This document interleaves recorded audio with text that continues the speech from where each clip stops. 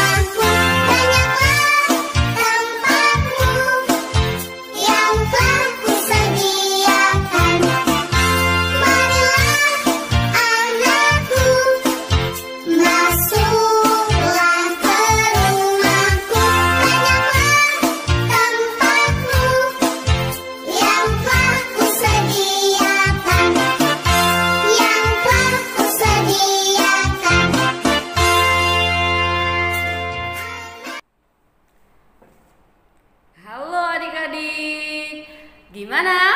Sudah siap mendengarkan cerita firman Tuhan? Pasti semuanya sudah siap.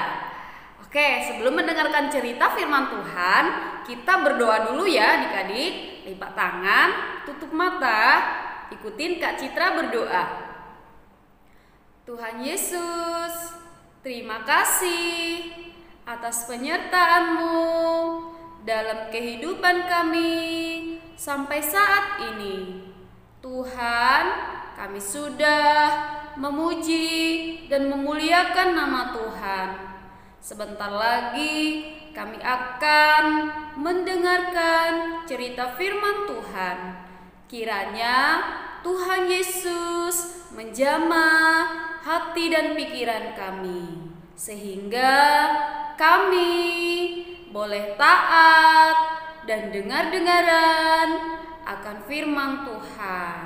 Terima kasih Tuhan Yesus. Kami serahkan waktu ini ke dalam tangan Tuhan. Dalam nama Tuhan Yesus, kami sudah berdoa dan mengucap syukur. Amin. Nah, adik-adik, sebelum kita mendengarkan cerita firman Tuhan, adik-adik siapin dulu Alkitabnya. Kalau sudah disiapin, sekarang adik-adik buka nats firman Tuhan, yaitu yang terambil dari Matius. Ada di atas tuh. Ya, dari Matius 4 ayat 1 sampai 11. Kalau sudah dibuka, adik-adik ikutin ya, Kak Citra bacakan.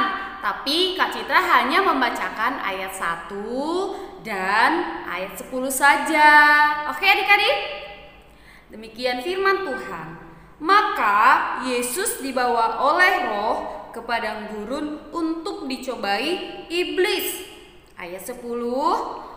Maka berkatalah Yesus kepadanya, kepada iblis ya, "Enyahlah iblis, sebab ada tertulis, engkau harus menyembah Tuhan Allahmu dan hanya kepada Dia sajalah engkau berbakti." Ya adik-adik, sekarang Alkitabnya silakan diletakkan. Sebelum mendengarkan ceritanya yang disampaikan Kak Citra, sekarang kita lihat video ini dulu ya.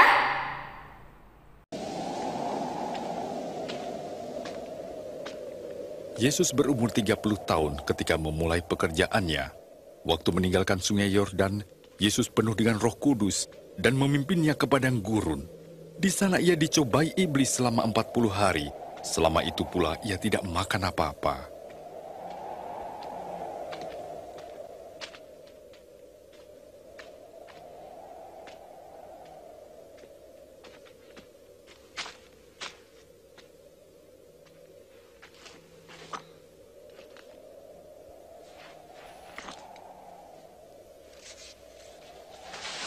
Kata iblis kepadanya, "Jika engkau anak Allah, suruhlah batu ini menjadi roti."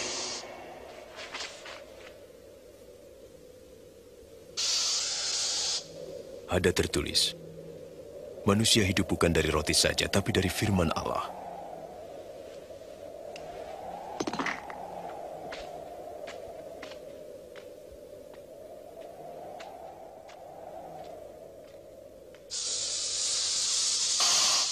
lalu iblis membawanya ke tempat yang tinggi dan menunjukkan seluruh kerajaan dunia. Aku berkuasa atas semua kekayaan dan kemuliaan itu, dan aku akan memberikannya kepadamu jika engkau sujud dan menyembah aku. Ada tertulis, sembahlah Tuhan Allahmu, dan pada Dia sajalah kau berbakti.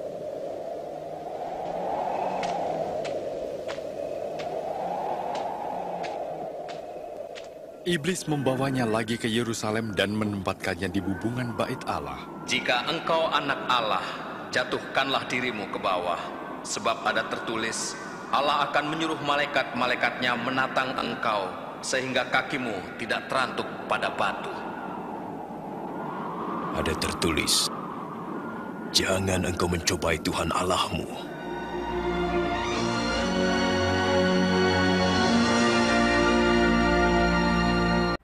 Seperti yang sudah kita lihat dari video itu tadi, betapa si iblis penuh dengan semangat untuk menjatuhkan Tuhan Yesus.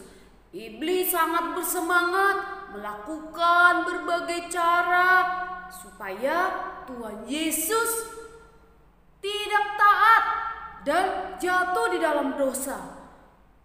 Wow, iblis begitu licik adik-adik. Iblis begitu jahat. Iblis tahu bahwa Tuhan Yesus sudah melakukan puasa atau Tuhan Yesus sudah berpuasa selama 40 hari dan 40 malam lamanya. Tentu iblis merasakan bahwa Tuhan Yesus sudah sangat merasa lelah. Dia sudah merasa sangat lapar.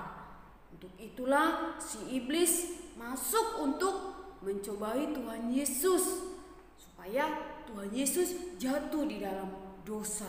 Sehingga berbagai cara iblis lakukan. Apa saja cara yang dilakukan oleh iblis? Yaitu yang pertama, iblis mencoba untuk merayu Tuhan Yesus supaya Tuhan Yesus mengubah batu menjadi roti. Iblis berkata, "Jika engkau adalah anak Allah, coba ubah batu ini menjadi roti." Nah, begitu liciknya iblis itu. Kemudian, apa jawab Tuhan Yesus?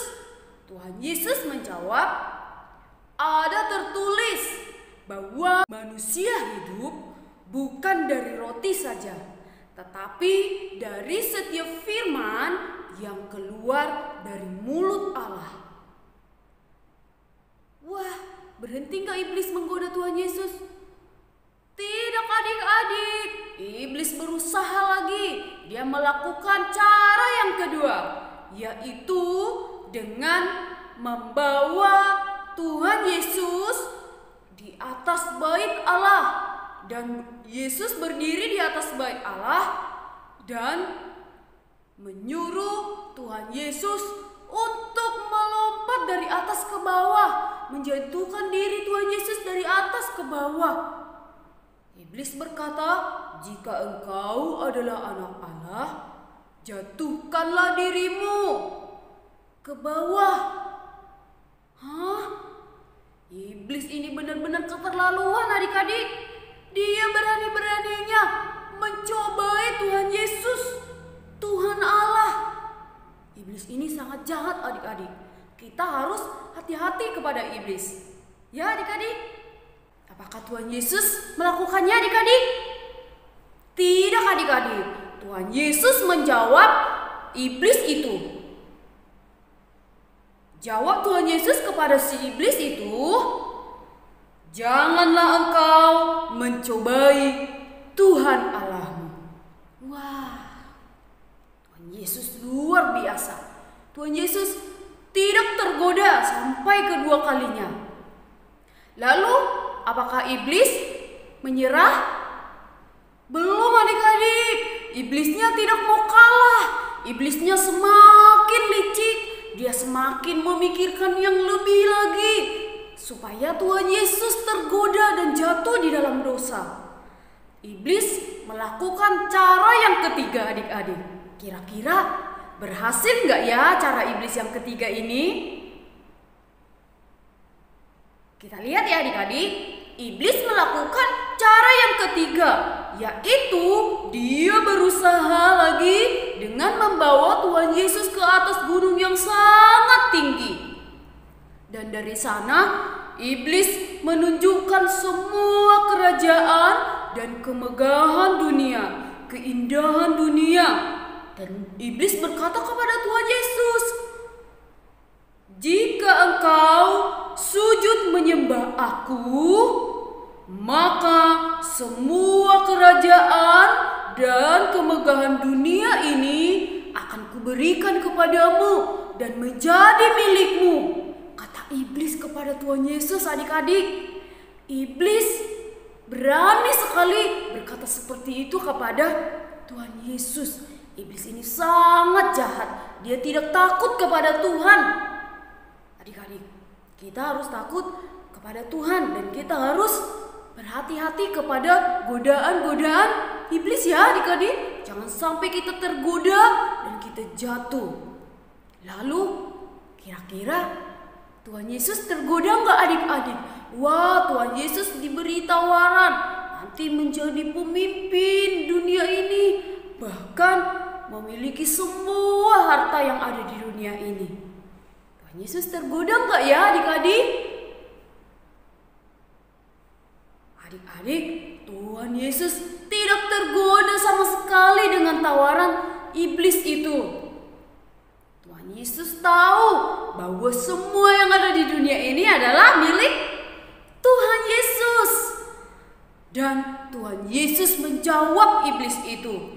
Tuhan Yesus tidak mau sujud menyembah kepadanya. Tetapi Yesus berkata kepada si iblis, "Ada tertulis, engkau iblis harus menyembah Tuhan Allahmu, dan hanya kepada Dia sajalah engkau berbakti." Wow, adik-adik, Tuhan Yesus sungguh luar biasa. biasa melawan godaan-godaan iblis itu. Bahkan Tuhan Yesus mematikan semangat iblis untuk menggoda dia. Tuhan Yesus sangat hebat. Apakah iblis masih berusaha menggoda Tuhan Yesus? Tidak adik-adik. Iblisnya kapok. Iblisnya kabur. Akhirnya dia tidak lagi menggoda Tuhan Yesus. Dia melihat bahwa Tuhan Yesus adalah Tuhan Allah. Dia pergi. Adik-adik, melalui cerita firman Tuhan, kita belajar bahwa ketika kita berkomitmen untuk taat kepada firman Tuhan, untuk taat kepada kedua orang tua, ada saja godaan yang membuat kita tidak taat kepada Tuhan dan juga kepada kedua orang tua kita. Adik-adik, kita harus belajar seperti Tuhan Yesus. Ketika kita digodai oleh iblis, kita harus berani melawan godaan iblis. Kita harus menolak godaan iblis dan terus memilih taat kepada Tuhan Yesus.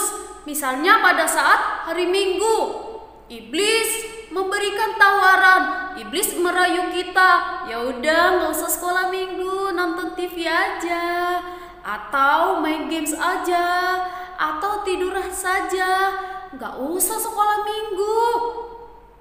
Adik-adik ingat, kita harus melawan rayuan iblis, sama seperti yang dilakukan oleh Tuhan Yesus ya. Kita harus terus melawan. Tidak, hari ini adalah hari Minggu, aku harus pergi beribadah, aku harus mengikuti ibadah online. Kita harus berani melawan rayuan iblis ya adik-adik.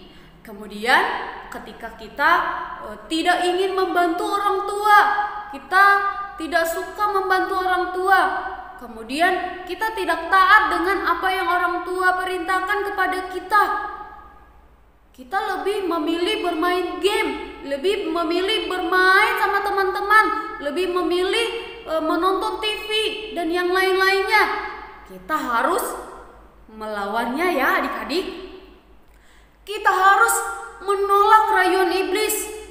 Iblis, gak usah, kamu gak usah bantuin papa mamamu, gak usah, kamu nanti capek. Gak usah kamu belajar, kamu main game aja. Kamu gak usah mandi, kamu lebih baik bermain aja, kamu senang. Kita harus menolak rayuan iblis ya adik-adik. Kita harus menolaknya, kita harus berani. Enggak, aku harus mandi sebab sudah waktunya mandi. Aku harus membantu orang tuaku sebab aku mengasihi orang tuaku. Nah, aku harus belajar sebab sudah waktunya belajar. Kita harus menolak rayuan iblis adik-adik dan yang lain-lainnya. Pokoknya ketika kita sudah dirayu oleh iblis, kita harus menolaknya. Berapa kali sampai iblis itu kapok merayu kita, sampai iblis itu tidak lagi berani merayu-rayu kita, sama seperti yang dilakukan oleh Tuhan Yesus tadi. Ya adik-adik, kita harus berani menolak iblis dalam nama Yesus. Aku tolak godaan iblis. Kan ada lagunya ya, saat iblis menggodaku, aku tolak dia. Dalam nama Yesus, saat iblis merayuku, aku berdoa dalam nama Yesus ya. Jadi adik-adik, ketika iblis sudah mulai merayu adik-adik harus menolak dia di dalam nama Tuhan Yesus. Adik-adik harus meminta pertolongan Tuhan. Tuhan, tolong aku sedang dirayu iblis. Nah, adik-adik, ketika adik-adik selalu menolak rayuan iblis, adik-adik selalu menolak godaan iblis, maka iblisnya takut kepada adik-adik. Dia tidak akan berani lagi menggoda adik-adik, sebab dia tahu adik-adik adalah anak-anak yang baik, anak-anak yang taat kepada Tuhan. Jadi dia tidak berani lagi merayu adik-adik. Adik-adik tidak boleh takut kepada iblis ya. Adik-adik tidak boleh takut sebab adik-adik mempunyai Tuhan Yesus yang lebih kuat, yang lebih hebat, yang lebih dahsyat daripada kuasa iblis adik-adik. Jadi adik-adik harus berani melawan iblis. Oke adik-adik? Nah, jadi ketika iblis sudah mulai menggoda, merayu adik-adik harus ditolak. Betul adik-adik, harus dilawan dalam nama Tuhan Yesus. Pinter adik-adik. Jadi kita harus belajar kepada Tuhan Yesus. Seberapapun hebatnya iblis merayu, seberapa kita harus selalu menolaknya. Ya adik-adik, kita harus berani menolak godaan iblis di dalam nama Tuhan Yesus. Sebab adik-adik, iblis itu jahat adik-adik. Iblis itu tidak mau kita taat kepada Tuhan Yesus. Iblis maunya kita taat kepada iblis. Nah, adik-adik mau taat kepada iblis? Pasti tidak mau kan? Pasti adik-adik maunya taat kepada Tuhan Yesus. Tuhan yang penuh kasih sayang, Tuhan Yesus yang sangat menyayangi adik-adik.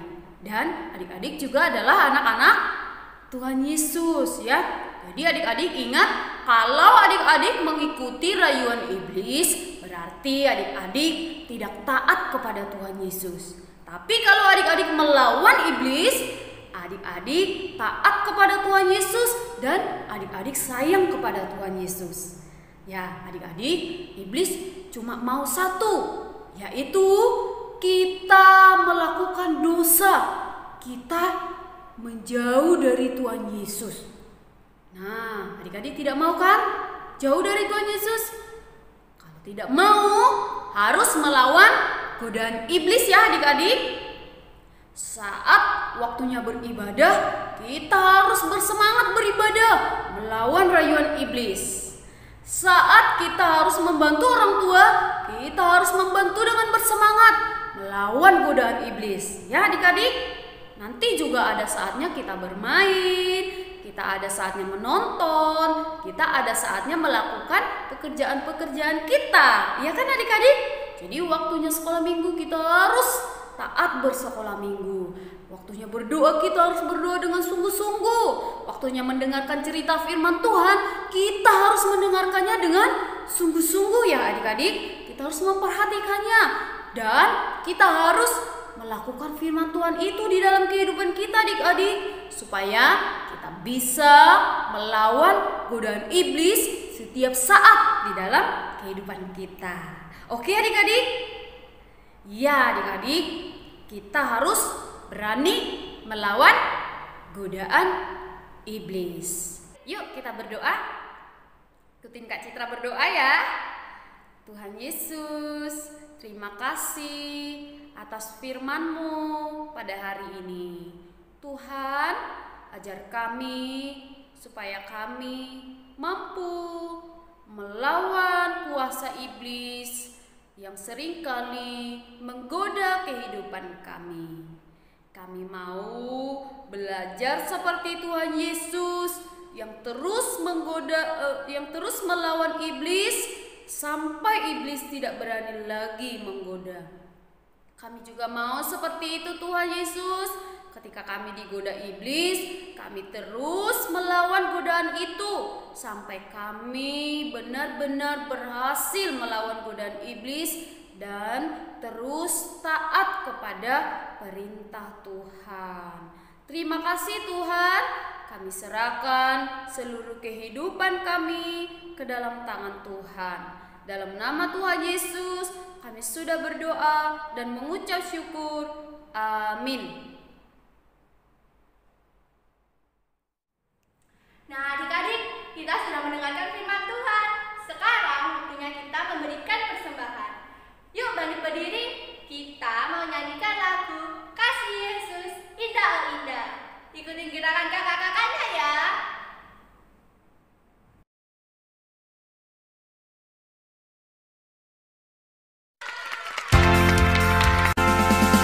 Kasih Yesus indah indah oh indah.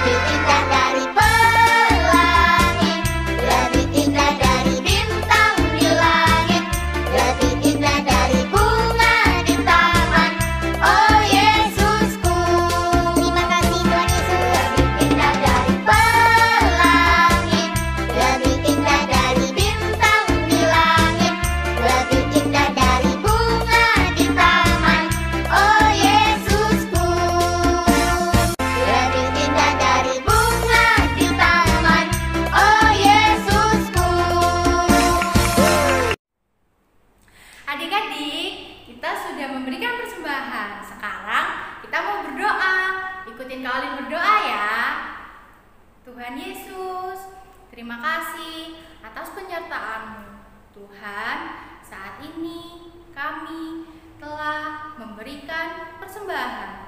Kiranya persembahan ini boleh berguna